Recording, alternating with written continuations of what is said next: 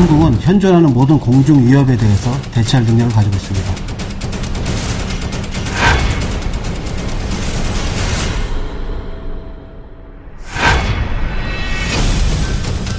항적에 1.5m 이내까지 접근을 하게 되면 폭발하게 됩니다.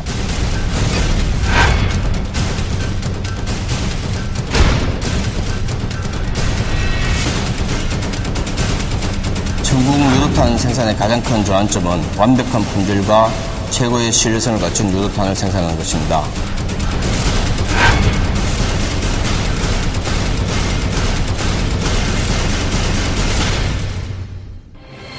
안녕하세요. 밀리터리 시크릿 유용훈입니다. 나혜지입니다. 오늘 시간엔 아주 특별한 곳에서 진행을 하게 됐는데요. 뒤에 보이시는 이곳이 아주 낯익은 분들도 많으실 겁니다. 전쟁기념관인데요. 전쟁기념관은 지난 반만년간 우리나라를 지켜온 얼이 담겨있는 허국의 전당으로 우리나라 유일의 전쟁사 박물관입니다. 네, 우리 민족이 다시는 전쟁의 참극을 겪지 않도록 실천적 결의를 다지는 곳이기도 한데요. 이렇게 호국의 문화 공간에서 밀리터리 시크릿이 함께한다니까 굉장히 감회가 새롭습니다. 네, 그만큼 저희 밀리터리 시크릿도 보다 알찬 모습으로 여러분들을 찾아뵐 수 있도록 노력하겠습니다. 앞으로도 많은 관심과 성원 부탁드립니다. 국내 미사일이 제작돼 더 이상 해외에 의존하지 않아도 된 한국.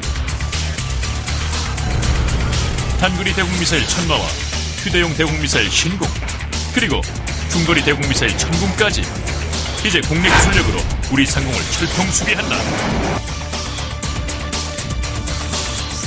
천공 시스템의 강점으로는 동시 교전 능력과 높은 명중률이 있고, 그다음에 짧은 작전 반응 시간과 작전 준비 시간을 자랑하고 있습니다. 이와 같은 대공 미사일은 지상 또는 해상의 기지에서 발사해 공중을 비행 중인 항공기 또는 미사일을 격추하는 지대공 미사일로 불린다. 만약 서울로 침투하는 적기가 탐지되면 사거리 5km 내외는 신공, 10km 내외는 천마, 40km 중거리는 천공이 담당, 적기를 타격하게 된다. 정밀 호밍 방식에 의해서 유도가 되므로 적기에 직접 직격하거나 또는 근접 신관이 작동해서 적기의 방향과 거리를 측정한 후 이 정보를 탄두에 넘겨서 탄두가 적기가 오는 방향으로 집중적으로 폭파하게 되겠습니다. 그동안 우리 군이 주력한 중거리 지대공 미사일은 호크 미사일과 나이키 미사일. 그러나 도입된 지 40년이 지난 낡은 나이키 미사일로 날로 증가하는 방공 위협에 대처하기 힘들었던 게 사실. 북한의 공중 위협에 제대로 대처할 만한 신형 미사일이 지급했다.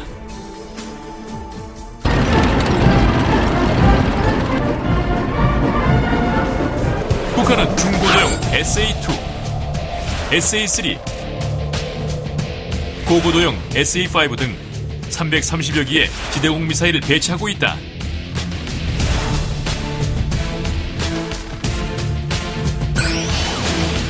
이에 한국 휴대용 대공 미사일로 불리는 신공이 개발됐는데, 신공은 동급인 미국의 스팅어와 러시아의 이글라보다 명중률이 높으며 프랑스의 미스트랄보다 6kg이나 가볍다. 이로써 육군 보병이 휴대하기 더욱 편리해진 것은 물론 근접 신관 기능을 갖고 있어 목표물이 1.5m 반경에 접근하면 파편이 폭발, 적기를 격추하도록 설계됐다. 신공의 화력은 발사 이후에 850m/s, 다시 말해 초속 850m의 속도로 비거하게 되며 이는 음속의 약 2.5배가 되겠습니다. 또한 신공은 근접 신관으로서 항적에 1.5m 이내까지 접근을 하게 되면 폭발하게 됩니다. 신공은 최대 사거리 7km, 고도 3.5km의 목표를 마하 2의 속도로 타격할 수 있는데, 안전부대 손잡이 사격 위치 BCU 작동 5km 고도 3.5km 이하를 비행하는 전투기와 헬기를 대상으로 하는 저고도형 미사일 신공. 직접 요격 외에도 근접 신관이 장착되어 목표물이 반경 1.5m 이내로 접근하면 자동 폭발해서 수백 개의 파편으로 격추시킨다. 특히 유도탄을 따돌리기 위해 적기에서 뿌리는 기만형 불꽃인 플레어의 열기와 엔진열을 구분하는 탐색 장치를 갖추고 있다.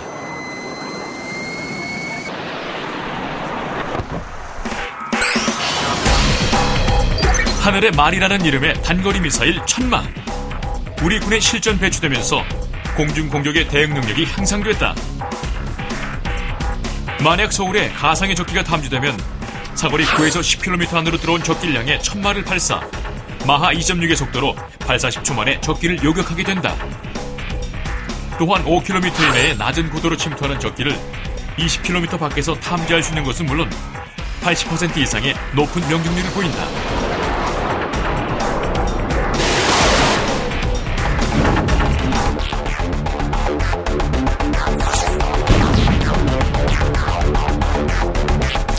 사거리 7km의 신공이 근거리 적 항공 전력을 공격하는 무기라면 사거리 9km의 천마는 단거리 지대공 미사일로 적의 항공 전력을 비교적 먼 거리에서 공격하는 무기라고 할 수 있다. 적외선 측각기는 유도탄 후미에 있는 열을 감지하여 추정 레이더 빈폭으로 유도하게 됩니다. 그래서 추정 레이더는 9km까지 유도탄을 유도하게 되고 표적이 4m 내지 8m까지 갔을 때 유도탄은 자동으로 폭파하게 됩니다. 사거리 40km를 자랑하는 중거리 미사일 천궁.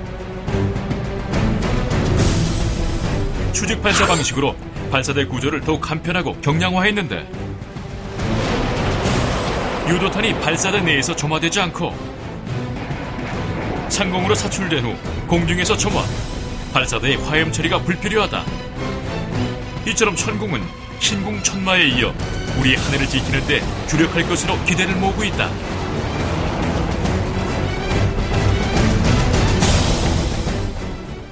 저 또한 군대 생활을 해봤지만 미사일 분야만큼은 전혀 들어보지 못했던 군사 기밀이었죠. 오늘 이렇게 조금만 알아봤는데도 불구하고 궁금한 점이 더 많아지는 것 같습니다. 그래서 저희들에게 도움 말씀을 주실 아주 특별한 분을 모셨습니다. 우리나라 국산무기 개발을 총지휘하신 박창규 전 국방과학 연구소장님 나오셨습니다. 소장님 어서 오십시오. 네, 안녕하세요. 네, 감사합니다. 네. 소장님, 지대공 미사일에도 여러 가지 종류가 있다고 들었어요. 어떤 종류가 있으면 또 어떻게 분류가 되나요? 일반적으로 미사일은 크게 두 가지 특징이 있습니다. 하나는 이제 유도 장치가 붙어 있어야 되고요. 두 번째는 이제 그 탄두를 싣고 가는 추진 기관이 달려 있습니다. 그래서 추진 기관에 따라 가지고 탄도 유도탄이냐 순항 유도탄이냐가 구분이 되고요. 또 하나는 그 용도에 따라 가지고 전술 유도탄이다, 전략 유도탄이다, 이제 그렇게도 구분이 되고요. 표적이 어디 있느냐에 따라 가지고 이름이 달라집니다. 그래서 공중에 있으면은 대공, 지상에 있으면 대지, 이제 함정을 타격할 경우에는 대함 그렇게 되고요.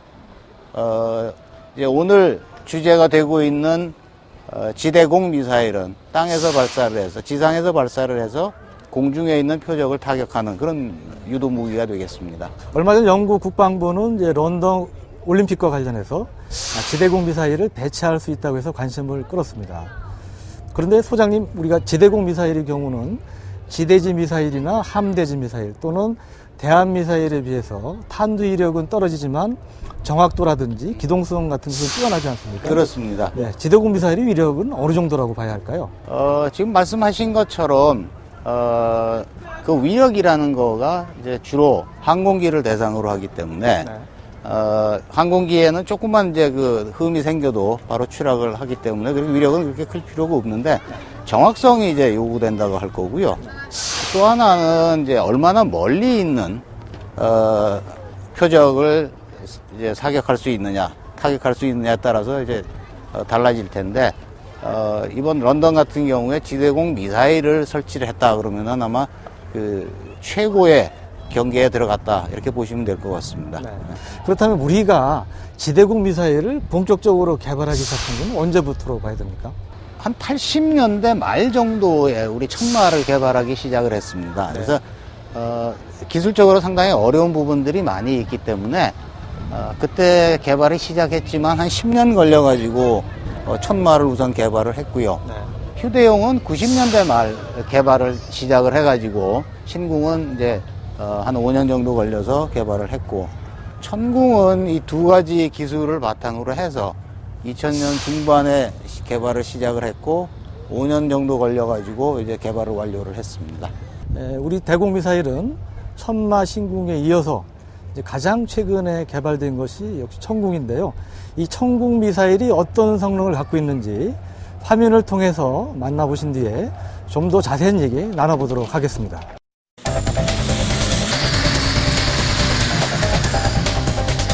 누구도 도망갈 수 없는 무기 천궁. 중거리 지대공 미사일이 국내 기술로 개발됐다. 중거리 방공 유도 무기에는 모든 유도 무기와 복합 무기 기술이 집약되어 있습니다. 그러므로 중거리 방공 유도 무기를 개발하였다는 것은 방공 유도 무기 분야에서 기술적 완성을 이뤘다고 볼 수 있습니다. 이로써 우리나라는 단거리 지대공 미사일 천마와 휴대용 지대공 미사일 신궁에 이어 주요 방공 미사일이 모두 국내에서 개발 완료했다. 천궁 체계 개발은 방공 유도무기 분야에서 한국이 선진국과 동등한 수준의 기술과 개발 능력을 가진 것을 입증한 것입니다. 천궁은 최대 사거리 40여 킬로미터로 15km 이하 중저고도를 비행하는 적항공기 요격용 지대공 미사일이다. 그동안 우리 군의 주력 중거리 지대공 미사일은 미국 호크 미사일과 나이키 허큘리스 미사일로 1950년대에서 60년대에 개발된 노후된 미사일뿐이었다. 이에 호크 미사일 체계 대체용으로 사거리 40km급 중거리 중고도 방공 미사일을 개발, 5년여 만에 천궁 개발이 완료됐다.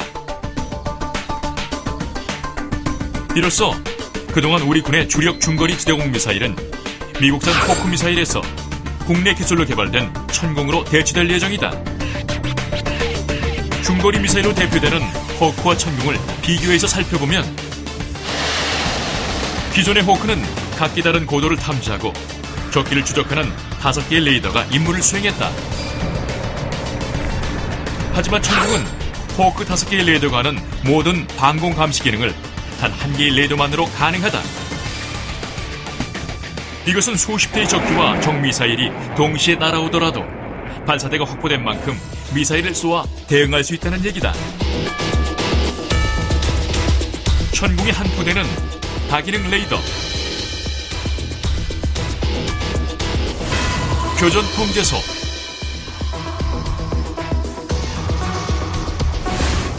발사대와 8개의 유도탄으로 구성된다.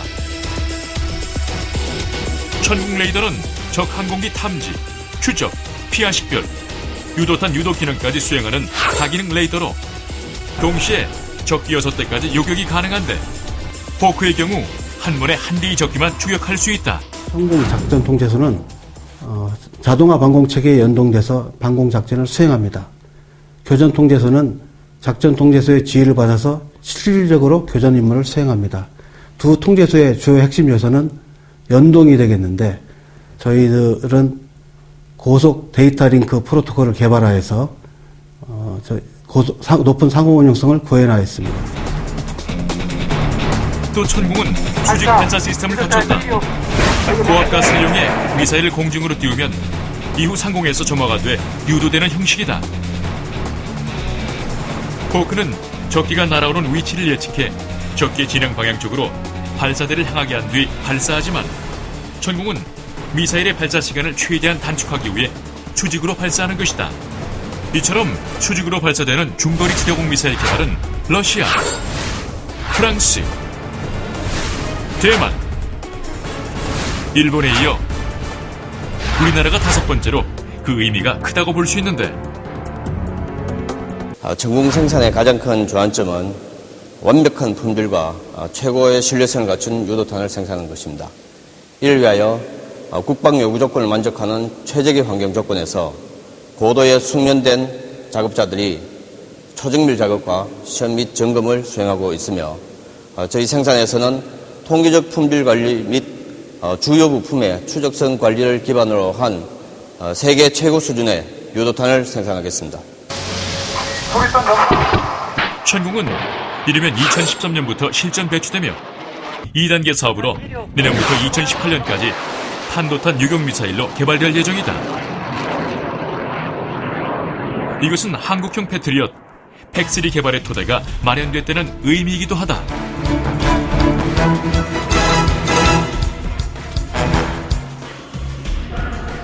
천궁의 개발로 우리나라는 모든 주요 방공 유도 무기를 자국의 능력으로 개발한 몇 안 되는 나라가 된 것. 또한 천궁은 우리가 개발한 무기로 우리의 하늘을 지킨다는 자주 국방의 의미도 포함하고 있다. 천궁은 세계에서도 경쟁력 있는 상품이 될 것으로 판단되며 수출 가능성도 높습니다. 또한 경제적인 면으로는 투자비 대비 약 4.5배인 3조 7천억 원의 경제 효과 및 8,600명의 고용 효과가 예상되는 등 경제적 파급 효과도 뒤따를 것으로 보입니다. 이처럼 천궁은 경제 효과는 물론 앞으로 적의 탄도미사일을 요격할 수 있는 요격용 미사일로서 세계에서도 경쟁력 있는 상품으로 주목받을 것이다. 우리 천궁 미사일은 어느 정도의 성능을 갖고 있습니까? 저희가 만들어서가 아니라 감히 세계 최고의 기술력으로 만들었다고 자부를 하고 있습니다.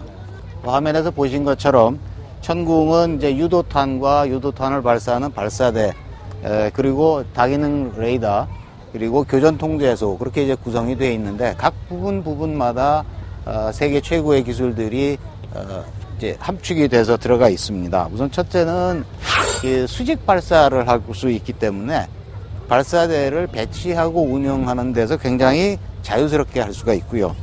두 번째는 이 회피 기동을 항공기들이 많이 하는데 이 회피 기동하는 그 속도보다도 훨씬 빠른 속도로 유도탄이 쫓아갈 수가 있고요. 그리고 쫓아가서 모든 화력을 그 표적을 향해서 집중시킬 수 있는 그런 이제 탄두 기술이 그 속에 녹아 들어가 있습니다. 또 하나는 대전자전에 특별히 강하게끔 이제 만들었고요. 저희가 이런 것들을 모두 이 소프트웨어를 개발을 해서 교전 통제 장치의 통제소에다가 다 집어넣어 놨는데 그 소프트웨어의 컴퓨터 이 라인만 보더라도 100만 라인이 훨씬 넘는 그런 아주 최신의 최고의 기술들이 다 들어가 있습니다. 그 천궁은 이제 초기에 일부 러시아 기술을 받아서 개발을 했고 또 상당 부분 우리가 업그레이드하고 또 세계 처음으로 실용한 부분도 있다고 들었습니다. 이 천궁 개발에는 얼마만한 시간과 예산이 들어갔는지요? 천궁은 한 5년여에 걸쳐 가지고 예산은 한 5천억 정도가 들었고요. 연구원들만 해서 한 1,400명 정도가 투입이 됐었습니다. 네. 기술적으로 저희가 이제 가장 어려웠던 점은 탐지, 추적하는 이런 모든 기능들을 한꺼번에 집어넣는 이 다기능 레이더를 개발하는 게 가장 어려웠습니다. 그래서 물론 외국에서 기술을 도입한 곳도 있지만 자체적으로 개발을 많이 했고요. 개발 시험 단계에서도 여러 번 실패가 있었습니다. 다행스러운 거는 저희가 세계 최고의 지대공 미사일을 개발을 하겠다는 그런 소위 사명감을 가지고 임해서 지금까지 왔다고 생각을 합니다. 짧은 시간 안에 발전은 했지만 그래도 나아갈 길이 먼 것은 분명해 보입니다. 우리나라가 앞으로 지대공 미사일 무기 체계 부분에 있어서 어떤 점을 보완해야 되며 또 어떤 대안점을 가져야 할까요?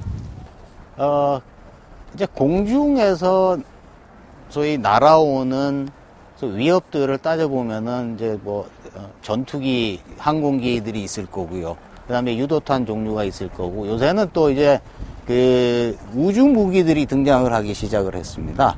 그래서 천궁까지 개발함으로 해서 중고도를 비행하고 있는 항공기에 대해서는 충분히 이제 방어 능력을 확보했다고 볼 수가 있고요.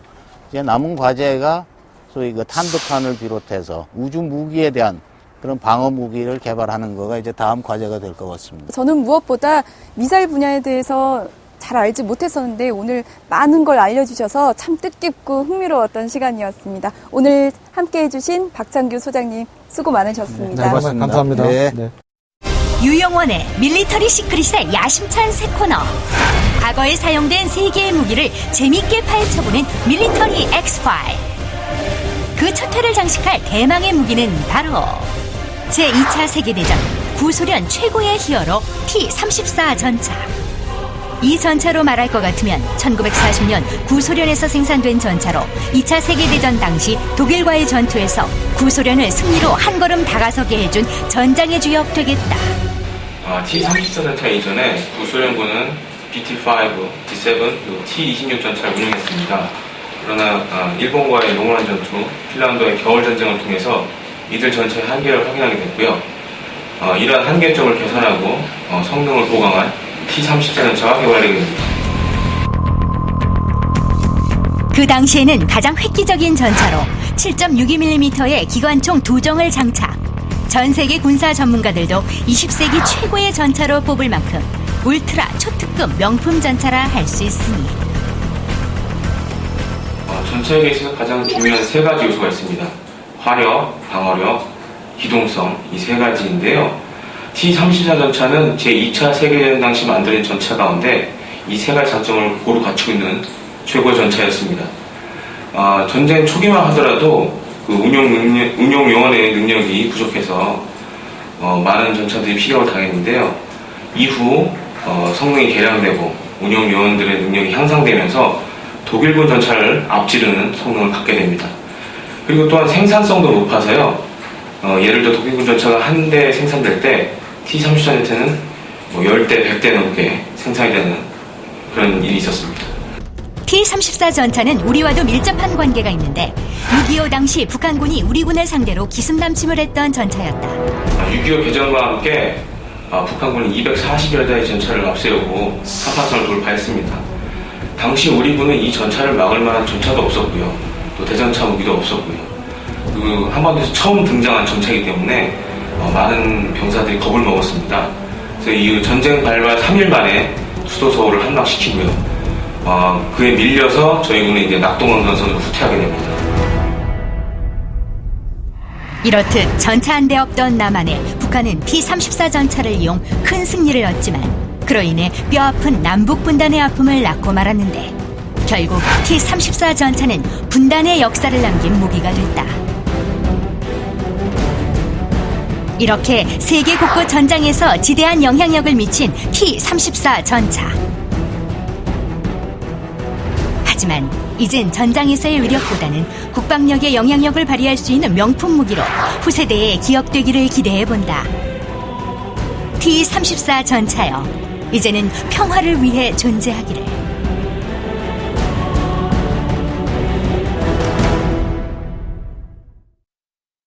오늘 시간에는 방산 수출 세계 10위권 진출을 목표로 하고 있는 우리가 개발한 천마, 신궁 그리고 천궁 미사일을 살펴봤는데요. 일국의 무기 체계는 그 나라의 국방력의 척도라고도 흔히 얘기합니다. 우리나라의 경우도 과거에는 외국 기술을 많이 받아서 무기를 개발했지만 이제는 독자적으로 국산 무기들을 속속 개발하고 있죠. 네, 유용원의 밀리터리 시크릿 오늘은 여기서 마치겠습니다. 함께해 주신 여러분 고맙습니다.